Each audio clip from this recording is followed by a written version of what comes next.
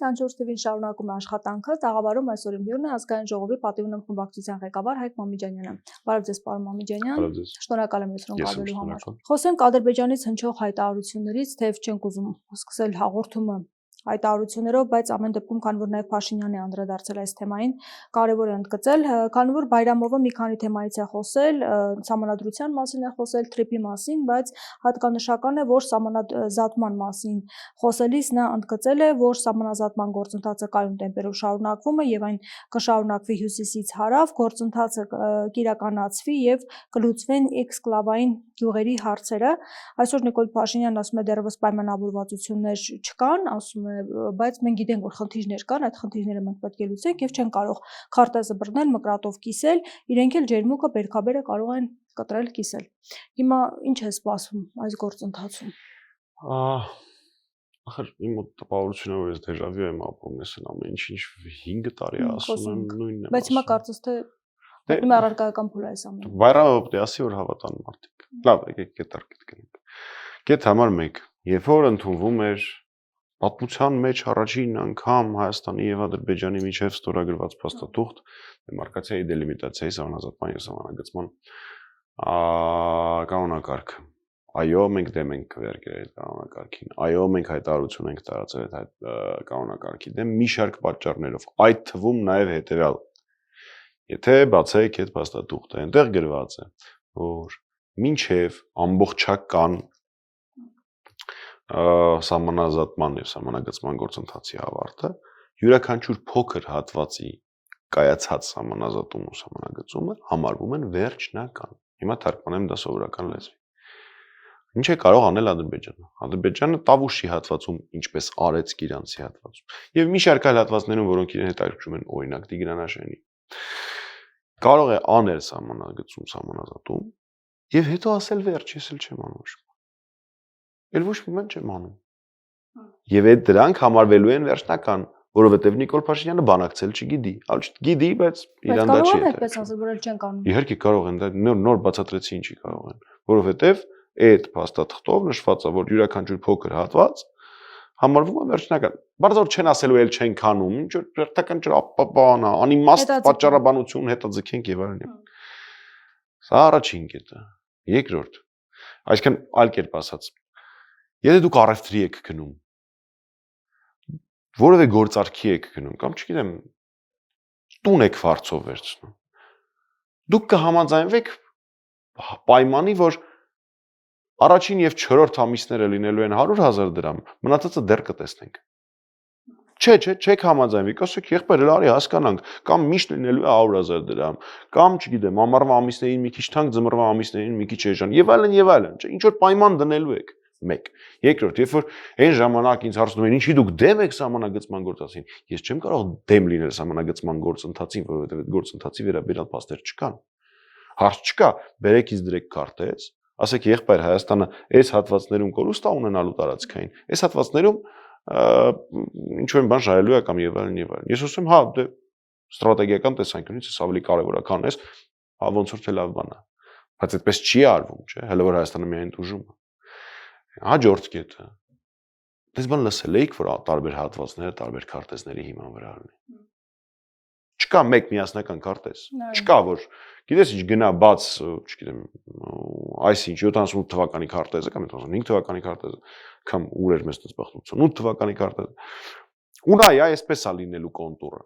Չէ, այսքան տեղը կարա լինի, այս թվի, այսքան էս, այսքան էս, այսքան էս։ Դրա ոնց գնահատական։ Այսինքն ամեն ինչը մնում է բանակցության։ Իսկ թե ոնց է բանակցությունը տեղի ունենում, ակնհայտ է Ալիևը թելադրում է Փաշինյանին։ Սա երկրորդ պատճառը։ Երրորդ պատճառը։ Ընտրություններից առաջ Փաշինյանը խոսեց Տիգրանաշենի հանձնման մասին։ Մի կողմ դնենք, որ Հայաստանի Հանրապետության ոչ մի քառակուսի միլիմետր անգամ հանձնել չի կարելի, մեռավ հանձնել։ Բայց Տիգրանաշենը ոչ միայն մեր հայրենիքն է, մեր հողն է, այլ նաև ստրատեգիական ահռելի աննշանակություն։ Մենք ունենալու ենք այն ինչ որ հիմա ունենք Տավուշում, այսինքն ստրատեգիական բոլոր բարձունքները հանձնվում են, ոչ մի կորուստ չի եղել։ Ոնց ոչ մի կորուստ չի եղել, եթե այդ հողի վրա մարդիկ սեփականության վկայական ունեն Հայաստանի գերբով։ Հաջորդ կետը։ Լավ, ենթադրենք Ադրբեջանը 44-օրյա պատերազմում ավելի լավ արդյունք է ունեցել եւ այլն։ Առաջինն է ինքը պահանջեց, որպեսզի Տավուշի հատվածում լինի սահմանազատումը, որպեսզի ջարդի Տավուշի պաշտպանական գիծը, որը ամենալավն էր Հայաստանի Հանրապետության պետական սահմանների տեսանկյունից, դա է պատճառը, որ Տավուշում երբեք դիվերսիա չէր ելնում, որտեղ մեր այնտեղ պաշտպանական գիծը շատ լավն էր։ Թե ստրատեգիական տեսանկյունից, թե ամրություն։ Լավ, չես կարացե բանակցես այդ մեկը։ Կարող է գոնե երկրորդը ջերմուկը բանակցեիր կամ Գեղարքունիքը կամ Սյունիքը, որ մեր տարածքներից դուրս գան, մեր ինքնիշխան տարածքից դուրս գան։ Եվ հասնեն այդ հատվածներին, այժմ իսկ երբ է գալու այդ հասնել։ Իսկ կարող է այդ հասնելը լինի այնպես ինչ որ ոնց որ ես ասեցի, այսինքն չլինի։ Իսկ Ադրբեջանը իրան անհրաժեշտ բոլոր հատվածները իրականացնի սահմանազատում սահմանագծում, հետո ասի, չէ, բան, այդպես ձեր սահմանադրության մեջ ես ինչ որ մի ապուշություն ասի, սրանք էլ բանան հավատա։ Իսկ ես իրավունք ունեմ կասկածելու իշխանությունների վրա։ Իհարկե ունեմ, որովհետև մի քանի ամիս առաջ Թաթոյան Արմանը հրապարակել էր տեղեկություն, որ ադրբեջանցիները ամրաշինարարական աշխատանքներ են իրականացնում Հայաստանի Հանրապետության տարածքում։ Դրանից առաջ դրա մասին խոսել է նաև Տիգրան Աբրահամյան, ես եմ խոսել եւ այլն։ Ինչ եղավ։ ԿՊԿ-ն չմնաց այն մարդ հերթով բոլորը փրփուրը բերաններին, ոչ, դա եսի ինչ եւ այլն։ Հայ արդեն չնայած հայ չէ, ես վստահ եմ, որ այդ օրինագիծը բերելու են ազգային ժողով, արգելք էին դնում, չէ՞։ ՊՆ-ի տված տեղեկատվությանը հակասող տեղեկատվություն հրապարակելու համար դա դատաստան էր հասնում, դա նաև լրատվականներին էր վերաբերվելու եւ քաղաքական գործիչներին։ Ակուրատ ընտրություններից 1 կամ 2 օր հետո Գշպետ Ասարյանը ազգային ժողովում հարցին արդյոք ամրաշինարարական աշխատանքներ իրականացնում են, թե չէ, ասեց դե հա, եթե իրանք այդտեղ որոշակի ժամանակ են, իրանք բանեն, իրանք այդտեղ բարձավոր որոշակի ինժեներական աշխատանքներ են անում, բայց դուք մի անհանգստացեք, հաստատ սահմանազատումով, սահմանագծումով իրանք կգնան։ Այն նույն ձև ոնց որ կսովածանան կգնան, այդ նույն Ասարյանն է դա ասել։ Եվ առաջ են եկել այդ հատվածում անտարային մասը։ Խոսք չկա, բայց ծառերի մասին անհանգստանալը այս պարագայում ամենավերջը։ Հասկանում եք։ Հիմա այս ամենը համադրելով իմաստ կա հավատալ Փաշինյանի որը բառին ու ես երբեք չեմ հոգնելու դրա մասին խոսել այնքան մինչև դրան հավատան մեր բոլոր քաղաքացիները։ Բայց ամեն դեպքում այն հայտարարությունը, որ իրենք էլ կարող են մկրատը վերցնել եւ ջերմուկը բերքաբերը կիսել, կտրել, դա անհասկանալի է։ Ջերմուկը ինչպես կարող են կտրել։ Անհասկանալի բան չկա, ընտրություններից երբ Փաշինյանը նեղն է անգնում, մեր երկրի քաղաքացիներին վախեցնում է Ադրբեջանը։ Շատ բարձր է դա։ Հենց նեղն է անգնում, ինքը ասում է, որ ահա, տեսեք, կարող է պատերազմ լինի, ես ինչ լինի, եթե ես համանդրական բան անեմ, պատերազմ կլինի, եթե չգիտեմ, իմ հաջորդը ինքը կարա բան անի։ Այդպիսի բաներ կա, չէ՞, բլոգերները այդպես են, չէ՞, անում։ Եթե այս վիդեոն հավաքի 1000 լայք, ապա մենք, չգիտեմ, հաջորդ եթերը տկլոր կվառենք։ Դե Փաշինյանը կարա նույնը անի։ Եթե իմ հաջորդ անճաշակ երկի տակ առավոտյան վիդեոն, որը ամեն առավոտ փչացնում է իմ տրամադրությունը, չհավաքի այսքան լայք, Ադրբեջանը պատերազմ կսկսի։ Վաղ թե ուշ ինքը դա էլ ասելու վստահ։ Հիմա սահմանադրության փոփոխության հարցն է շատ կարևորվել, նաև Բայրամով այսօր այդ մասին էլ է խոսել, ասել է խաղաղության տեքստը ամբողջովին պատրաստ է մեր կողմից, բայց մենք սպասում ենք, որպեսզի փոխվի սահմանադրությունը։ Փաշինյանն ասել է, որ տեքստը պատրաստ է, մինչև տարեվերջ կներկայացվի, մինչև ընտրությունից չի ներկայացվել, քանի որ վարչության անդամների մոտ հարցեր կային, ուզում է խաղաղ իրավիճակում այդ հարցերը քննարկել եւ ասում է, որ սահմանադրության համար 750,000 մարդ քվեարկել է մեր օգտին եւ դա նշանակում է, որ սահմանադրությանն էլ այո կասեն։ Ժողովուրդը մեզ քվե է տվել այս առումով։ Վարչություն, ԿՊ-ի վարչություն։ Այո։ ԿՊ-ի վարչություն, նա կարծում է։ Հաստորեն այո, ասվել էր, որ պետք է սահմանադրության տեքստը կարդան նաև վարչությունը։ Ավելի վատ, որ հիմիկվա ԱԳՆ-ի ղեկավարությունն նա կարծում թե ԿՊ-ի վարչությունը։ Լավ, օքեյ, կետարկետ գնանք։ Դա հրաշալի է, այն որ ասում մենք մեզնով որոշել էինք սահմանադրություն փոխենք, բայց Ադրբեջանը 15 օրը մեկ ասում է հանկարծ կողմներով չանցնի կաշին հետ քերթեմ այդ սահմանադրությունը կփոխենք։ Բայց իրանք ինքնիշխաններն են, ինքնիշխաններով հավաքվել են ուղղակի, բայց թե ինչ կապ չունի որ Ադրբեջանն դա պահանջ։ Ես առանց կատակի ու հումորի չեմ կարողանում դա մեկնաբանել, դա ծիծաղալու է։ Ադրբեջանից եկող ազդակները ցույց են տալիս հետեւյալը, Ադրբեջանը չեմ կարծում որ հակված է այսպես կոչված խաղաղության պայմանագիր ստորագրելու, որովհետև այնտեղ տարբեր կալիբրի պաշտոնյաներ սկսել են տարբեր տեղեր հայտարարել, որ Իսկ ով ասեց, որ պետք է լինի պայմանագիր։ Լիքը երկրներ կան, որոնք իրար հետ պայմանագիր չունեն եւ այլն եւ այլն։ Այնպես որ ես կարծում եմ դա միջավայրի երկար կտևի։ Սրանք ամեն ինչ կանեն համանությունը փոխելու համար, դա չի հարցը, բայց դա վերջին պայմանը չի լինելու։ Էլի են ավելանալու պայմաններ։ Կարող է դա լինի այդ 300,000 ադրբեջանցիների պայմանը, կարող է, չգիտեմ ինչա լինելու։ Ադրբեջանը պաշտոնյաներից առաջարկել էին նույնիսկ որպեսզի ադրբեջանցիների գալու հարցը նշվի նաև խաղաղության պայմանագրում։ Հենց այդ կոնֆերանսի մասնակցած անձանցից պատգամավորներից մեկը շատ խնդրում եմ մեր քաղաքացիներին, որ հետո այդ տեքստը հրապարակվի, ոչ մեկ չդուրս գա ասի, ուր աստեղ 300,000 ադրբեջանցի։ Տենց որ գրած չի լինելու։ Արա հո գրած չի լինելու, գալու են 300,000 ադրբեջանցիներ եւ բնակեցնեն Հայաստանը, բազմանան ու խնդրեմ առաջացնեն Հայաստանի անվտանգությանը։ Հո տենց գրած չի լինելու։ Պարզավոր գրած է լինելու կողմերը պարտավորվում են ապահովել անխոչնդոտ վերադարձը իրենց պատմական հայրենիք այն քաղաքացիների համար, որոնք պատրաստ են բնակվել սուվերեն իրավունքները եւ օրենքները հաշվի ինքնիշխանության ներքո։ Այդ տենց է գրած լինելու։ Մոտ այդ տենց է գրած լինելու։ Իդեպ Փաշինյանն ասում է, նրանք չեն գալու, ապրեն, տուրիստ են գալու։ Այդ մասին է խոսել Ալեն Սիմոնյանը, որ ասել է կարող են գալ, մենք գնանք Վրաստան։ Տուրիստներից, այ ամբողջ ԿՊ-ից, իրանք որովհետև տուրիստ են, իրանք մեր երկրի հետ ոչ մի կապ չունեն, իրանք մեր հող ու ջրի հետ կապ չունեն, ախր իրանք իրոք տուրիստ են, իրանք այդպես են վերաբերվում մեր երկրին, իրանք սրտացավ չեն, իրանք տուրիստ են, իրանք հայրենասեր չեն, իրանք տուրիստ են։ Խոսենք ներքաղաքական գործընթացներից, այն ինչ կատարվում է, ինչ մեկնաբանություն ունի նախագահ Ծառուկյանի մասով, այսօր իմացանք նաև Արեգնաս Մանուկյանին են ձերբակալել ծանր հոդվածով, հաստատ նիստի հետ կապված, դուք այդ նիստին ամենաբար ներկա չեք եղել ազգային ժողովի, ձեր բախտը բերել է փաստորեն։ Բերելու հարցը չի, ձեր հանդեպ եւս քրեական գործ գաջորդել, բայց ամեն դեպքում նորմալ է, իմ հանդեպ քրեական գործեր եղել են, կարծում եմ նաև դեռ կլինեն, ինչ վերաբերում է այդ նիստին Ես շատ քիչ վստահություն ունեմ իշխանություններին, այլ կերպ ասած առասարակ չունեմ եւ պատկերացնում եմ, որ վաղ թե ուշ գաղտնիության դոստուպը եւ գրիֆը այս կամ այն կերպ օգտագործվելու են դիմադիրների դեմ, թեպետ ես ունեի, չէ, դեռ ունեմ մի 15-րդ գաղտնիության դոստուպ։ Ինչ վերաբերում է իմ գործընկեր Արեգնազին, ազատություն եմ մաղթում իրեն եւ բոլոր քաղաքաբանտարկյալներին, այն ինչ տեղի ունենում ուղղակի խայտարակություն է։ Այն ինչ տեղի ունենում Գագիկ Ծառուկյանի նկատմամբ նույնպես խայտարակություն է, ու ես չգիտեմ որ ասպեկտը ասեմ, մարդկային ասպեկտից երևի սկսենք, այսինքն մաքսիմալ ցավացնել մարդուն, ակնհայտ է չէ որ այդ մարդը սիրում էր այդ կենթանուն եւ այլ, այսինքն ուղղակի ցավացնելու նպատակ ունի,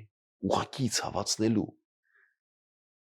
Ես հասկանում եմ որ Հայաստանում կան մարդիկ, որոնք միանշանակ չեն ընկալում Գագիկ Ծառուկյանին։ Մենք էլ նույն քաղաքական թիմում չենք, բազմաթիվ քաղաքական տարածառություններ ենք ունեցել, բայց ոնց կարելի է ուրախանալ, երբ որ պատկերացրեք ձեր ընտանիքը ընթանում ուղղակի սպանում են նրա համար, որ ձեզ ցավացնեն,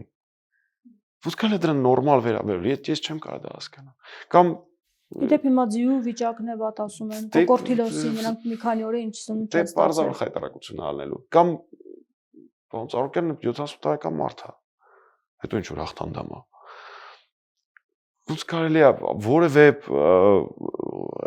դիմադրություն չցուցաբերող իր տանը, փողոցում էլ չեն հարձակվել վրան, իր տանը դուռը բացել է, մարդը հարձակվել են ու գցել են գետնին, տապալել են դժվարությամբ բերել մի 10 հոգով։ Մենակ նրա համար որ Փաշինյանը նայի ուրախանա։ Այսօր ասում չեմ տեսել ես։ Չգիտեմ ինչի մասն է խոսքը։ Բան է, չեմ տեսել։ Այո։ Յան հետաքրքիր չի որ տեսնել։ Քանի անգամ նայել։ Հաջորդը այս ամբողջ process-ի մինչև այդ եկած քաղաքական իրադարձություններն։ Այսինքն Բարգավաճ Հայաստանին ուղակի զրկել մանդատներից, ուղակի, այսինքն մարդիկ գնացել շուրջ 60,000 մարդ, չէ։ Գնացել են եւ որոշել որ Բարգավաճ Հայաստան կուսակցությունը պիտի լինի ազգային ժողովում։ Okay, այդ 3 ընտրատեղամասերում որոշել եք չեղարկել,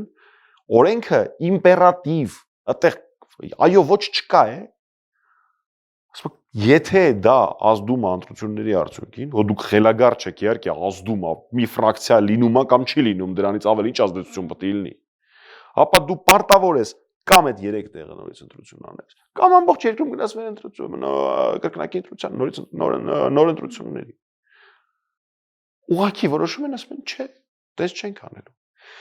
Այս ամենը խայտառակություն է, բայց ես չեմ կարող չասել, կներեք, ես բազմիցս եւ նախընտրական շրջանում քաղաքապետարան Արմեն Աշոտյաններ դրա մասին խոսել, մենք էլ ենք դրա մասին շատ խոսել, որ գոնե նախընտրական շրջանում մենք չէինք պատասխանում մանր-մունր ինչ որ կծոցների, որոնք մեր հասցեին գալիս էին ընդդիմադիր դաշտից։ Նախընտրական շրջանը ավարտվել է։ Ու այն էակները, որոնք հանդգնում էին այն խայտառակությունը, որը հիմա արվում է Գագիկ Ծառուկյանի եւ Վարգ Հայաստանի նկատմամբ, ինչ որ հիմար համեմատություններ անել 15 թվականին տեղի ունեցող քաղաքական գործընթացների հետ։ Ես ուզում եմ հասկանամ, այդ մարդիկ հոգեկան խնդիրներ ունեն։ Այդ մարդկանց իդեա ֆիքսն է Սերժ Սարգսյանը եւ Հանրապետական։ Ավազ անցեք մեզնից էլի, Նիկոլի դեմ որ չեք պայքարում, դա մենք վաղուց ենք հասկացել արդեն։ Բայց գոնե մեզ մի խանգարեք այդ դա անել։ Ես չեմ հասկանում հիմա դրա նպատակը 7 տարի ոնց թե Ռոբերտ Քոչարյանի սատարող բոլոր տելեգրամյան ալիքները, մի քանի իրանց կարծիքով լրատվականներ, որոնք լրատվականներ չեն, բան էին, մի հատ շարք էր, հոդվածաշարք, ավելի շատ հոդվածներ դրա մասին էին գրում, քան թե բուն գործընթացի։ Ես հասկանում եմ, որ 7 տարի է Հանրապետական, 8 տարի արդեն Հանրապետականի դեմ եք աշխատում։ Դիմացանք, համբերեցինք, ժամանակ առ ժամանակ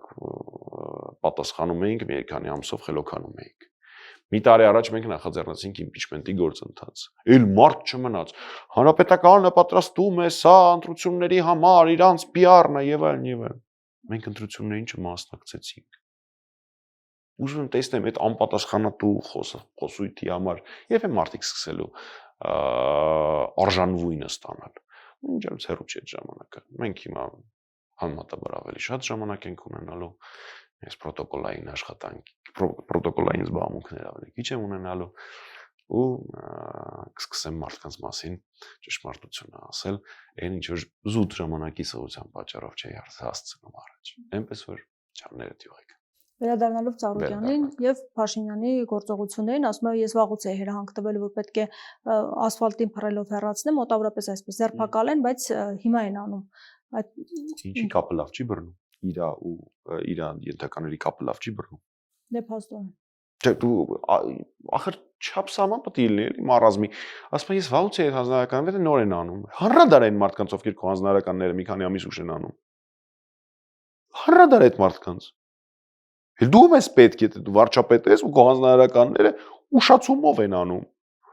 Ինչ պինգա տենց բան, զադերժկա է։ Իսկ այն վնասները, որ փաստորեն այդ ձեռնարկությունները 70-ից ավել որ փակվել են, հիմա մեծ խնդիրների առջև ժողովուրդը կանգնած։ Ես հասկանում եմ, որ դա շատ կարևոր կետ է, այո, այն փաստը, որ այնտեղ կան ձեռնարկություններ, օրինակ Արարատ ցեմենտը, որի արտադրական ցիկլը կանգ թույլ չի տալիս։ Իմիջիալոս լավա բան է, ատոմակայանը Ծառուկյանինը չի։ Չէ, սրանց մեկը հաստատ կանգնացնելու էին, ոչ մի անվտանգություն բան, իսկ ատոմակայանը առասարակ չի կարող կանգնել։ Պատկերացնում եք, հանգիստ կանգնացնելու էին, գալու էին կապարակնքի էին այդ լուրջ դեմքերով բան։ Մենք հայտնաբերել ենք, որ այստեղ բան 50 տարի առաջ խախտում ա եղել, վայ նոր հայտնաբերեցինք։ Նոր հանգարցակի իմացանք, որ խախտում կար։ Երբ որ գալիս էինք այդտեղ բացում էինք, հանդիպում էինք, բան, ինչ խախտումներ չկար։ Ուղղակի այնքան ահավոր մեծ խախտումներ կան, այնքան մարդու իրավունքների եւ ժողովրդավարության ոտնահարումներ կան, որ այդ ձեր նշած կետերին ուղղակի չենք էլ հասցնում անդրադառնալ, բայց իհարկե այն բոլոր մարդկանց իրավունքները, որոնք այդտեղ աշխատում են, այն բոլոր մարդկանց իրավունքները, որոնք այդտեղ սպառող են, սկսած, չգիտեմ, սպորտային համալիրներից եւ այլն, չէ՞, բոլոր խնդիրները չէ առաջացնում այդտեղ մարդիկ կան, որոնք աբոնեմենտներ ունեն վերցրած եւ այլն, հա, ես դրանք շատ փոքր ուղղակի խնդիրներ են, դրա մասին չենք խոսում, թե չէ դրանք էլ են խնդիրներ, եթե որևէ եվրոպական երկրում լիներ, նույնիսկ այդ խնդիրները արդեն էական կլինեին։ Հիմա այս ամեն ինչը մեսիջ է մյուս ընդդիմադիրներին, որ տեսեք, ինչ դաժան են վարվում Գագիկ Ծառուկյանի հետ, նույնն էլ ձեզ է սպասվում։ Չեմ ուզում Փաշինյանի մեսիջները մեկնաբանողը լինեմ, ես ուղղակի հույս ունեմ, որ այս 8 տարիների ընթացքում բոլոր ընդդիմադիրները վաղուց արդեն պիտի հասկացած լինեին, որ Հնարավոր չի Փաշինյանի հետ պայմանավորվել։ Չկա մի մարդ, որը Փաշինյանը կասի դե լավ իրան չկպնեմ։ Ինքը ուղղակի բռնատիրությունն է հաստատում։ Ուղղակի բռնապետական կարգ է։ Պայմանավորվել չհաջողվեց։ Եկեք ես դրա մասին չխոսեմ, բայց ամենայն դեպս բոլոր մարդիկ ամեն ինչ գիտեն շատ լավ։ Բայց սատանայի հետ գործարք գոյություն չունի, միշտ պարտվում ես։ Սատանայի հետ պայմանագիր կնքելու պարագայում դու միշտ պարտվում ես։ Ինքը քեզ հաստատ գցելու է, քեզ հաստատ քաշելու է, ինքը վարկյանը 1 րոպե պայմանա փոխելու։ Ես հույս ունեմ, որ դա վերջապես բոլորը կհասկանան, որ եթե հիմա անձամբ իմ հետևից չի եկել,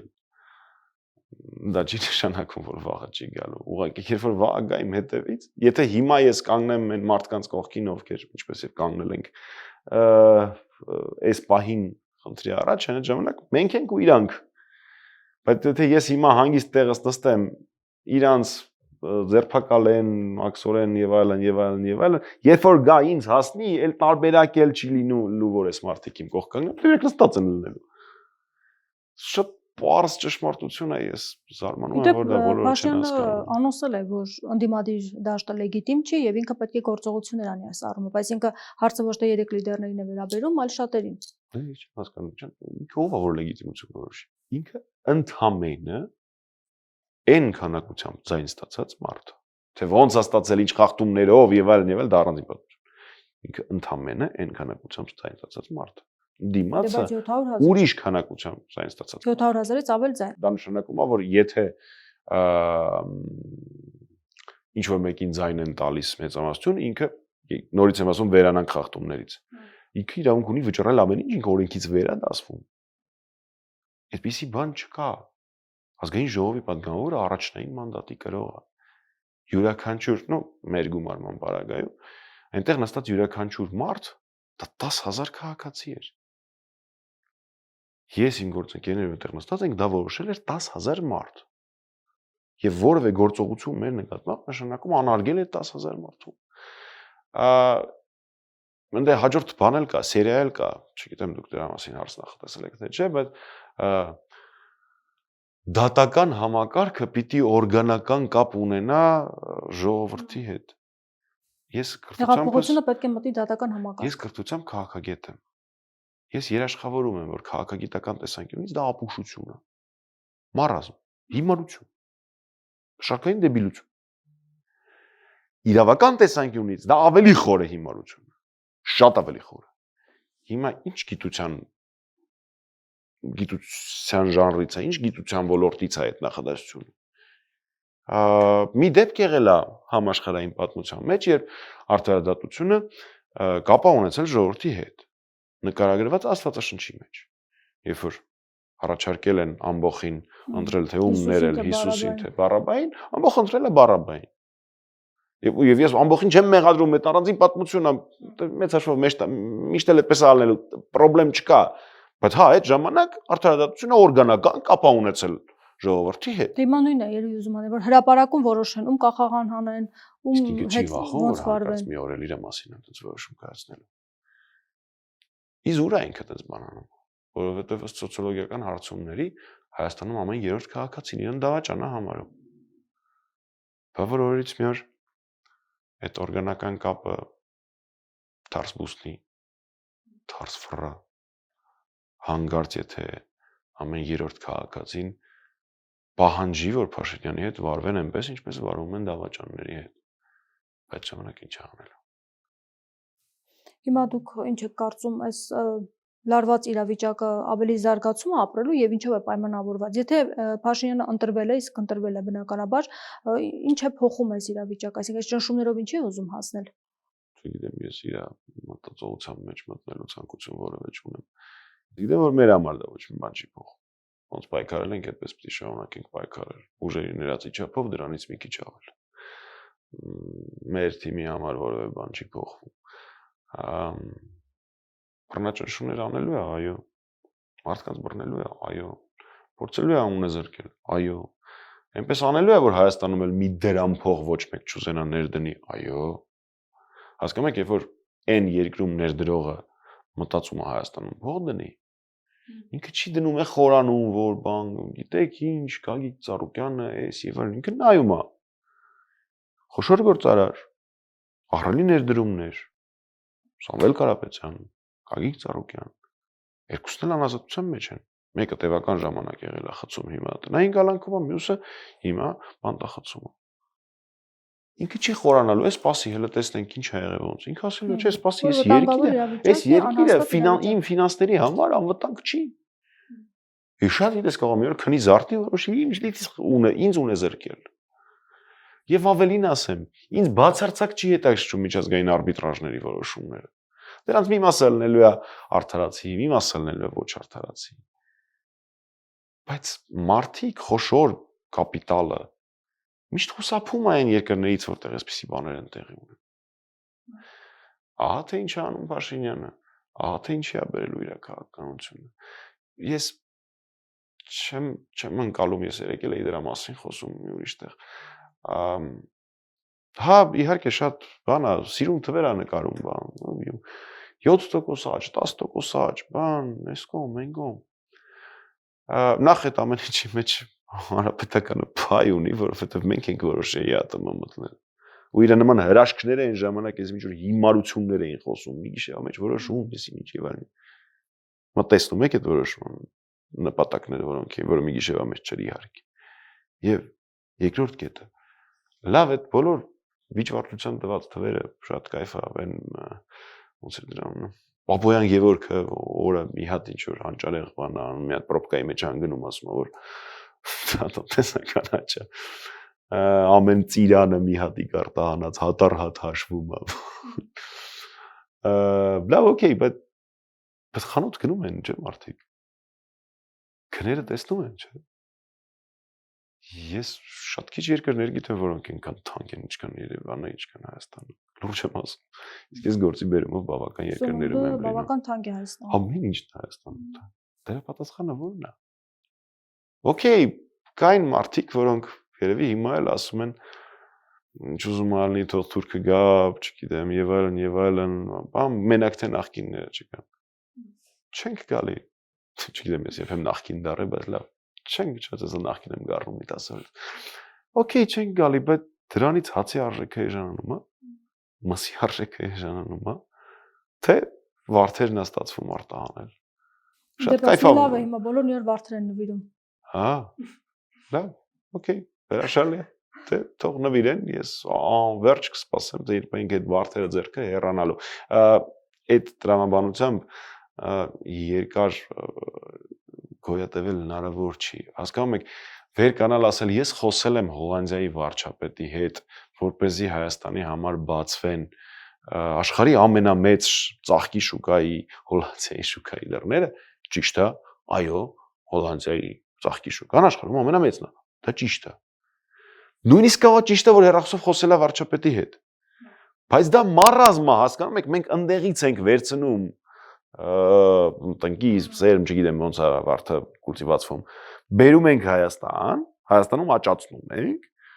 հետո հետ ենք տանում այնտեղ ու լուրջ դեմքով ակնկալում ենք, որ դա այնտեղ առնելու են։ Դա նույնը ոնց որ Չինաստան փայտիկ արտահայտես կամ, չգիտեմ, Ռուսաստան մատրյոշկա, դա մարազմա,